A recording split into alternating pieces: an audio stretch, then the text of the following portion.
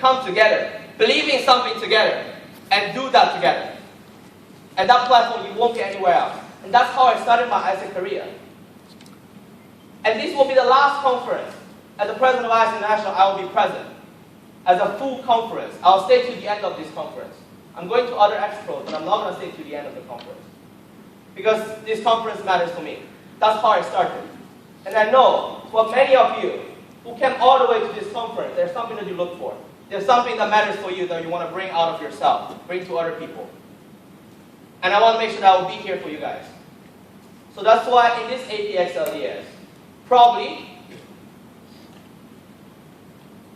the clarity of the why of this organization will be much more emotional. Because that's where I came from. And that's the journey I have lived through. And I will share with you guys in the upcoming 30 minutes. So that will be on time. Alright. Coming back, I said a lot of parentheses. Now let's explore the organization that we're leading. So in general, just again a parenthesis, I said a lot of information that are not needed and not useful during our conversation. If you see myself doing those conversations, you just do this. Yeah? That's called parentheses. That's called information that is not needed. Alright? I didn't understand what is parentheses when I joined the organization. Steve told me this is parentheses. Anyway, so if I'm talking about information that's not needed, you should do those gestures. Because I think when you think about that, when you do this kind of gesture, what are you thinking? It's really because when you try to interact, and I'm exactly saying information that is not needed. So when I said those things, you should do this. Does that make sense? No, it doesn't make sense. Okay, you guys get it. And I think you don't get it, because I think when I look at your face, many of you are like, oh, I'm thinking this, I was looking at my iPad, I was, thinking, where's my girlfriend doing, what is my girlfriend doing, what is my boyfriend doing? And now I'm talking about the 31 organization. Yeah, thank you very much. Finally, that's exactly what I wanted to do. Thank you. So, we're going to explore the ISEC, the world that ISEC wants to fight for. And I'm going to use an analogy. I'm going to use an analogy of a puzzle. Yeah, many of you know this is like a kind of puzzle. You have a square there that's missing, trying to put up whatever it is. So imagine the world as a puzzle. Yeah, try to capture that. The world is a puzzle. Then I ask you one question.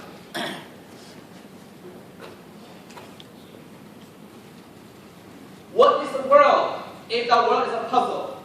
How does this puzzle look like for ISEC? The puzzle look like for ISEC is peace and fulfillment of humankind's potential. And you don't need to ask me why. Why? That's a fact. It was created. And you don't need to ask me why it was there. That's how this organization is created. There's nothing to be challenged about because that's history. You can disagree, you can agree. That's just history. As a fact. As a fact, ISEC is an organization established in 1948. We want to see a world that is peace and fulfillment of humankind's potential. And imagine that kind of world is this kind of beautiful puzzle that I put here. Yeah? Try to connect this picture, peace and fulfillment of humankind's potential, with this beautiful puzzle. Alright?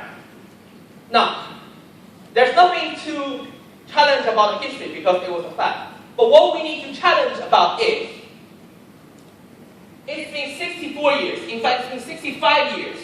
Is this still relevant? That question you need to challenge. I went to my induction conference, and there's an MCVP from Costa Rica. His name is Juan Cajal. He became a PI afterwards. He was talking the reason why ISEC exists in a very strong Spanish accent English. I didn't understand anything. I didn't understand anything. But anyway, they give these ISEC way handouts. I look at that. Peace and fulfillment of humankind's potential. I went to this guy and said, man, 64 years ago, why is this still relevant today? Have you ever wondered why is this still relevant today? Why is something that's been created 64 years ago is still relevant today? 64 years ago, the world is creating what? That's creating what? That's true. But also the world was creating like a car that cannot go more than 80 kilometers per hour. Now cars go more than 500 kilometers per hour. That is a different world that we're talking about. Not just about world and peace. It's also about technology and everything. The world is different. Is peace and fulfillment of humankind's potential still something what we need? We cannot take that for granted.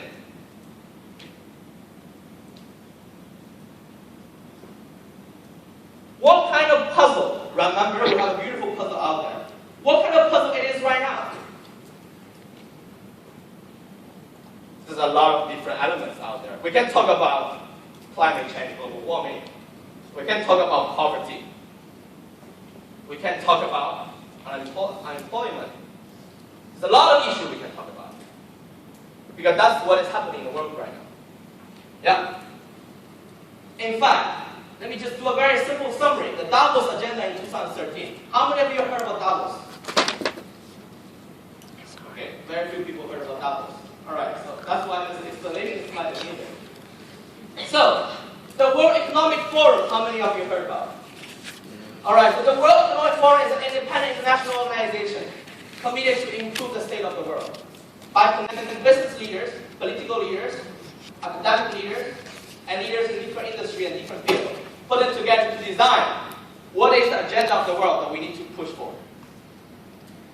And they're known by their annual meeting in Davos every year. They have a Davos meeting when they gather 2,500 leaders from all over the world, including many of your prime minister, your president, your CEO of a major organization in the world. They gather together, they talk about what is the world needs. So, going back to what Davos defined this year. In the Davos agenda this year, 2013, it's like 2 months ago, they said that we live in the most complex, interdependent, and interconnected world in human history. Very true. A reality we know as the hyper-connected world. And this reality presents a new leadership context, shaped by adaptive challenges as well as transformation opportunities. And this is the world it is right now. This world is facing challenges that humankind never faced before. This world is facing opportunities that humankind never had the chance to face before. And that is the world it is right now.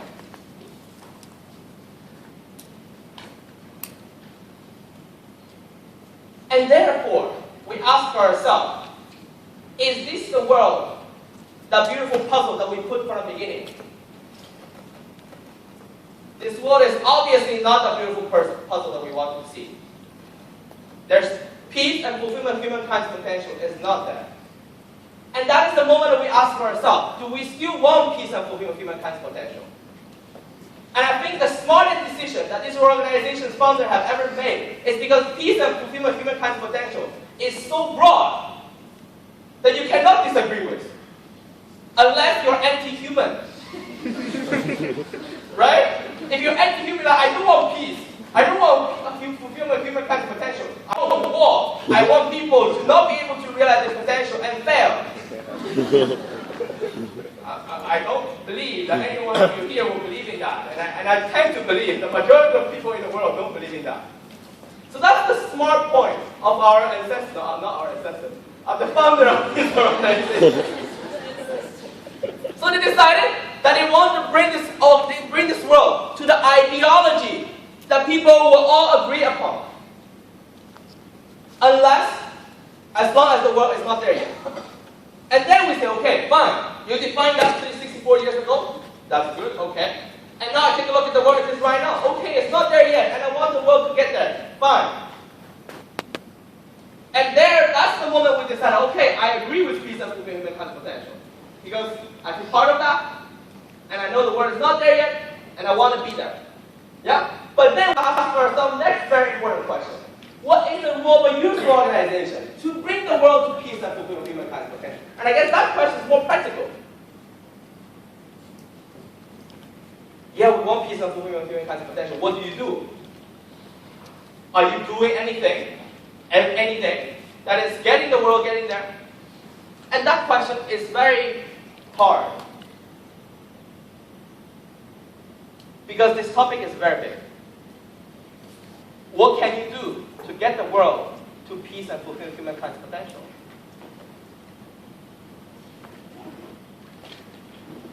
There's so many things out there you can do. In fact, if you take a look at the Millennium Project of the United Nations, about the 15 global challenges facing humanity, 1, 2, 3, 4, 5, 6, 7, 8, 9, 10, 11, 12, 13, 14, 15. And if I ask you, what are the challenges in your society, in Cambodia, in Sri Lanka, in India, in Poland, in Canada, what are the issues that your society is facing? you're going to list at least 100 different issues off of your mind without even thinking, without even doing any research. Because there are so many problems, and there are so many opportunities. What do we catch and what do we grab? That is not a given condition. That is a decision. It's a choice. If we believe in a world that is about peace, that is about fulfillment of humankind's potential, what do we do about that? That is a choice. What is your choice? You are right now LCBP, LCP, MCBP, or a team leader, or about to become a leader of your organization. What do you choose to bring this world closer to peace and fulfill humankind's potential? Have you ever asked yourself this question? Are you choosing, or you're given an option at the end and you just follow that option?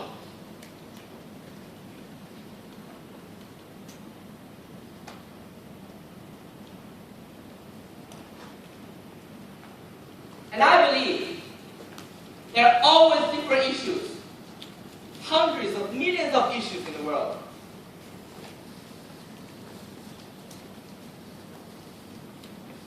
And the world will always be different things.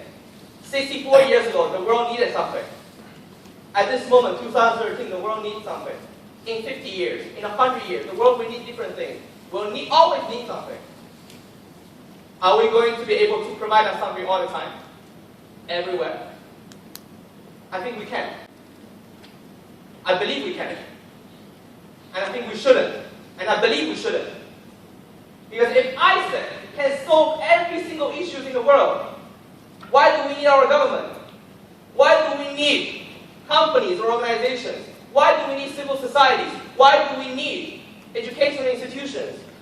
Why do we need different non-profit, non-governmental organizations? They don't need to exist if ISEC can solve all the problems in the world, to bring the world to peace and fulfill humankind's potential.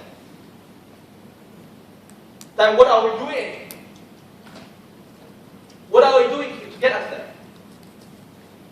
So that's why I said, we cannot take it for granted that whatever we do can contribute to the peace and fulfill humankind's potential. Because we can technically do everything. But at the end of the day, we'll not be able to do everything well. And that's a fact. It's sad, but that's a fact. And it's okay to be vulnerable in front of the world. This user organization is not going to solve every single problem in the world.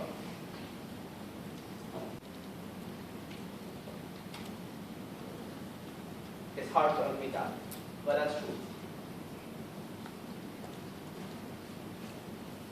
But then we as an organization, we made a conscious choice. I don't know whether you made a conscious choice. I made a conscious choice. I know many people made a conscious choice. Staying in this organization, leading this organization, because we believe, even though there are hundreds of millions of issues in the world, the solution can be fundamental. And the solution can be something that is constant. In 1948, that will be the solution. In 2013, that will be the solution. In 50 years, in 100 years, that will always be the solution. And that is what we choose to focus.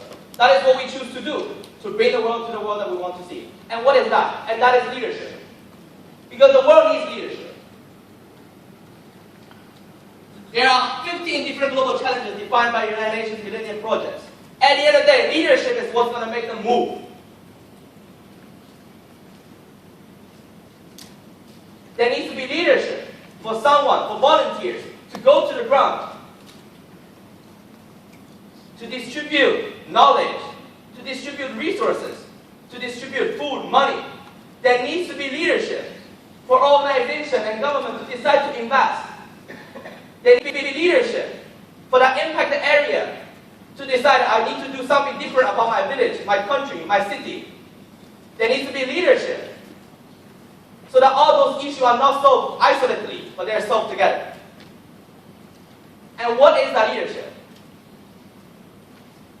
Leadership is a very broad concept, but leadership is also a very small little thing. What is that leadership? That is someone. Because someone needs to stand up to solve that issue. I'm going to use this example of Arab Spring in Egypt. This guy, Mubarak, was removed. Someone needs to lead Egypt. And that's a fact. Someone needs to be the president. And who's going to be that person that's going to have the leadership to be able to be strong enough to lead this country to be back on track. And that is the biggest problem. After they removed Mubarak, they realized that there's no leadership to lead this country. They have a new president, people don't like them. Then you go be the president if you don't like them. Okay? You're not ready. Will you? You can. What is missing? Leadership. That's it. And that is a very small example. There's quite a big issue in the world. But that example can be very small as well. How many of you heard of this concept of Tom shoes? Yeah, this guy had this concept, buy one for one. So when you buy a pair of shoes, someone in the world that they don't have shoes, they get the exact same pair of shoes. Number one, someone had an idea, start to do something like this. That's called social entrepreneurship. You want to grow their business while growing impact to help the world become better. That is leadership. Now, second question. If you give all the shoes to those kids in the area there's no shoes, how local business is going to grow? You create a bigger problem in the ecosystem than you think you did. Who's going to solve that problem? Someone needs to fix that. Who's going to be that someone? Who's going to be that someone? Every time we ask who's going to be that someone, there needs to be someone, and that someone needs to be you. And that is the only thing that we as a user organization, we can focus on and we should focus on. That is make young people in this world a better young person. That is make the generation of young people a better youth generation so that they can be that someone. And that is what we chose. That is not a rule, but that was a choice. And I believe in that choice.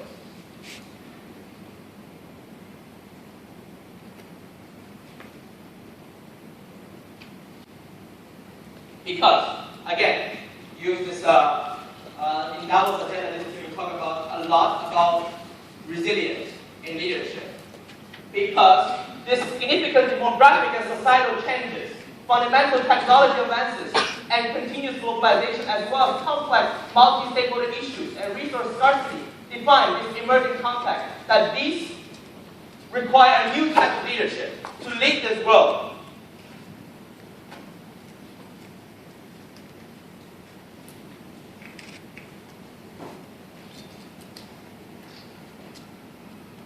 And we believe it's not just about leadership as needed, but we believe leadership can be developed. If I say, yeah, this leadership is important, leadership is going to drive everything, can we develop leadership? If we can, then we don't need to talk about that. We're talking about something that makes ourselves even more thirsty, because we see the needs and we cannot supply them. But we as an organization, the moment we chose to believe leadership is what is going to help us to bring this world closer to the world that we want to see, we also choose to believe that leadership can be enabled and developed by this platform. That is a choice. And I believe in that choice. And that is why in ISEC we define our impact. Our national platforms enables young people to explore and develop their leadership potential for them to have a positive impact on society. We chose. This is the impact that we want to bring. We want to enable, nurture, and develop leadership so that a young person can become a better version of him or herself, and they can be the change the world wants to see. And they will drive the change the world wants to see. And that is the impact that I choose to have, so that we can bring us closer to peace and fulfillment of humankind's potential. That's again a choice. Do you agree with that choice? You don't have to. But if you agree, you need to understand where that choice comes from. Now, many times we all believe that I live in our own bubble. I think it's true. We believe whatever we believe is correct. We believe whatever we chose is correct. We believe whatever we want to do is the right thing to do. And that's very dangerous. So let's take a look at our leadership. Zoom out, back into this beautiful picture. If this is peace and fulfillment of humankind's potential, and if this is the impact that I want to bring to the world, I think it's very logical, right? My next question for you, why this leadership that we develop is needed? why this is the right type of leadership that the world needs? Can you answer that question? If it's not, then basically we have this entire answer and logic at the end and it leads to a wrong answer. Because we develop leadership that is not needed. Is that possible? I believe it's possible. It's very possible. Have you ever thought about that question? Why the leadership we develop isn't needed leadership?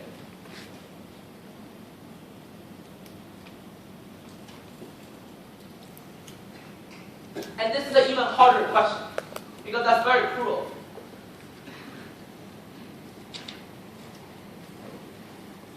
When you ask yourself, because you are the leadership of this organization, will you become the leadership that is needed in your country? Will you? Are you needed? The crux of this question is, first, that creates identity crisis. You realize, fuck, I'm not needed. Is that possible? It's very possible. There's many times in my life I believe I'm not needed for my society. But now I'm ready to go back and contribute to make my society better.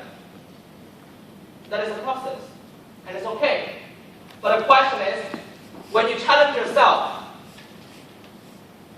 the point is not to realize the answer is disappointing. The point is to understand that you need to challenge that taken for granted mindset. Yeah, in Iceland we do this because we want to develop leadership for the world to become a better place. Sounds very good. Are you the right leadership? Are you developing the right leadership? We need to challenge ourselves on that. But I believe the leadership that we develop is needed.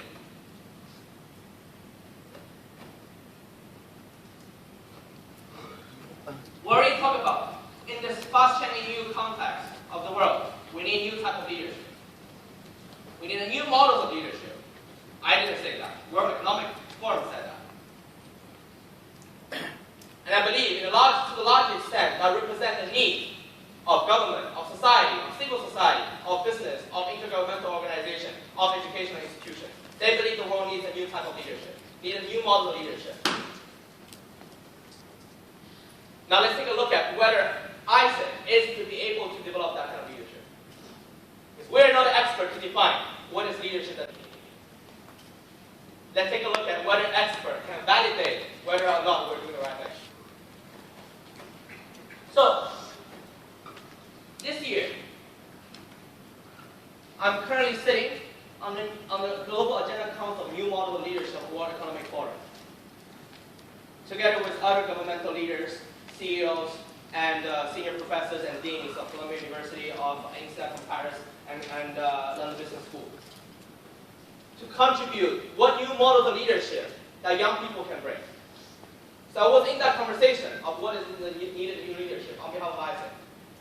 And the outcome of that conversation, what is the needed leadership? I will share with you one of the major outputs from this guy called Yoshito Hori. I don't know whether any Japanese that know this person. He's Asia's top 5 influential business figure by Times, and he's the chairman of Globus University in Japan. So, on behalf of the Council of the New Models of Leadership, we define that 3 essentials for leaders in a new context of the world are needed. Number 1, business framework. Number 2, conceptual skills. Number 3, and human skills. What does it mean? Business framework, because leaders are no longer themselves. They need to have a format of organization and structure to help them to be able to lead. That's why leaders need to understand how strategy, structure, marketing, organizational organizational cultural engagement, all those business framework, the leader needs to understand that. And number 2, that's just a framework. Number 2 is conceptual skills. What is conceptual skills? That means leader in this multi-stakeholder situation needs to be able to understand when to take what kind of decision. When you see different situations, different scenarios, what decision to be made, what decision not to be made. That is your quality of decision making, and that is your conceptual skills. And last but not least, is to be able to be yourself and to get others involved and lead them. And these 3 are essentials for the new models of leadership to be able to lead the generation for the world to become better. And last but not least, he adds, most importantly, apart from those 3 elements, in the center of those essentials, there's one thing called kokorotashi. That means your personal resolve the mission of your life. What do you want to bring to the world? And these three essentials plus the personal resolve made a new models of leadership that the world needs right now. I didn't say that. I didn't say that. The World Economic Forum says so. That is a joint conclusion of different parties of the world. Now, the more interesting part is, if these are the needed new models of leadership, if it cannot be developed, it's kind of, again, this kind of a nice to have thing. Yeah, you talk about these very fluffy leadership concepts. How can we do anything about that? And we believe it's not just about a concept. It's about developing these frontier competencies required an inner and outer journey of leadership. And the council members jointly agree there is a way for someone to develop the new models of leadership, to develop the frontier competence. What is the inner and outer journey of leadership? The outer journey of leadership is about a person being put in a challenging environment. Basically, a very cliche terminology we always use. Going out of your comfort zone.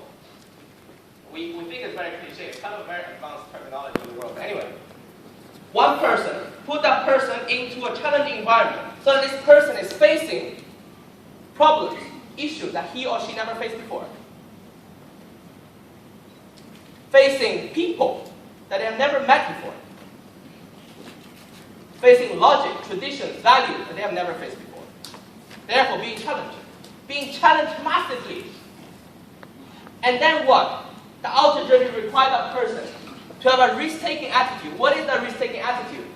Because when you're put in such an environment, if you do exactly everything the way that you did it before, you will fail for sure. So you need to make yourself adapt to the new environment.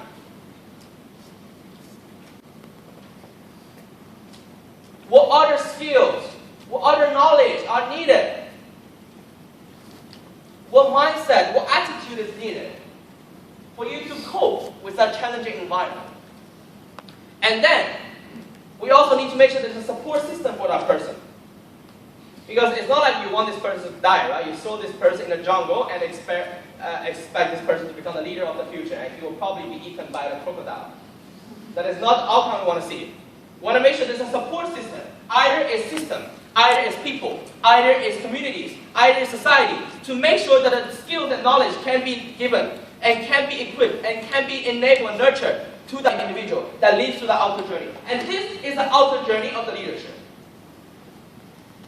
One person will have a challenging environment without knowing what to do and learn how to adapt and have a support system to help this person adapt to the reality. That's the outer journey of leadership.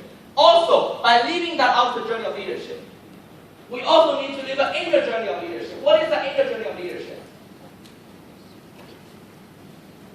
So we learn from doing.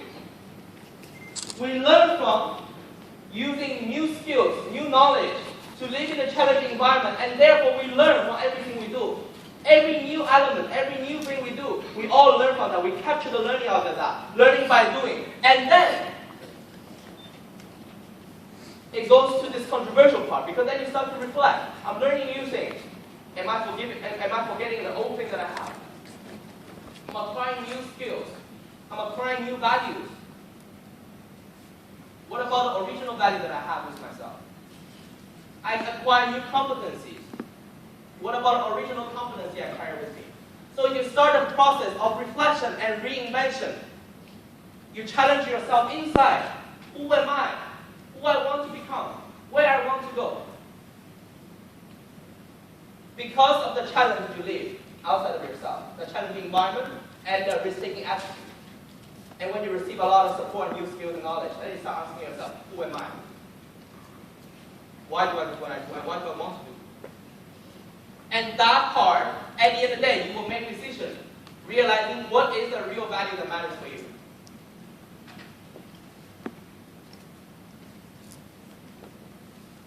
Because at the end of the day, human beings make decisions because what matters for them the most. I decided to go back to China after my president vice international term. Because I want to be close to my family. Because I care about my society. And that's why I want to go back to China, regardless of what opportunities are out there in the world, because this matters for me. And that's how I make decisions, because that's my value. And when you live through that inner journey, thank you very much. When you live through that inner journey, that reflection and reinvention process, you become a new you because you grow. And when you combine both the outer journey and inner journey, if I ask yourself, does that sound familiar? I think it sounds very familiar because that's the experience you're living now.